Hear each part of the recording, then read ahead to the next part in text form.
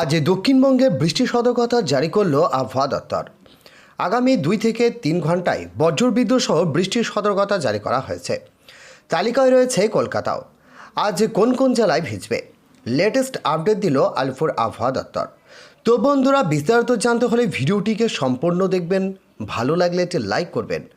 আর এই ধরনের latest trending update ভিডিওগুলি সবার প্রথম পাওয়ার জন্য আমাদের চ্যানেলটিকে সাবস্ক্রাইব করে পাশের বেল আইকনটিকে প্রেস করে অল নোটিফিকেশনটিকে ক্লিক করে আমাদের সঙ্গে থাকবেন। তো চলুন এক নজরে দেখে নেওয়া যাক। আবহাওয়া দপ্তরের পূর্বাভাস অনুযায়ী আগামী কয়েক ঘন্টায় কলকাতা ও হাওড়া জেলায় বৃষ্টি শুরু হবে, যদিও হালকা থেকে মাঝারি বৃষ্টির পূর্বাভাস রয়েছে। রবিতে দক্ষিণবঙ্গে প্রায় সমস্ত জেলায় কোনো না কোনো অংশে বৃষ্টিপাত হবে, যদিও ভারী বৃষ্টির কোনো পূর্বাভাস নেই। আবহাওয়া দপ্তর এও জানিয়েছে, বর্তমানে মৌসুমী অক্ষরেখা দক্ষিণবঙ্গের ওপর সক্রিয় রয়েছে। এর জেরে বৃষ্টির সম্ভাবনা বাড়ছে।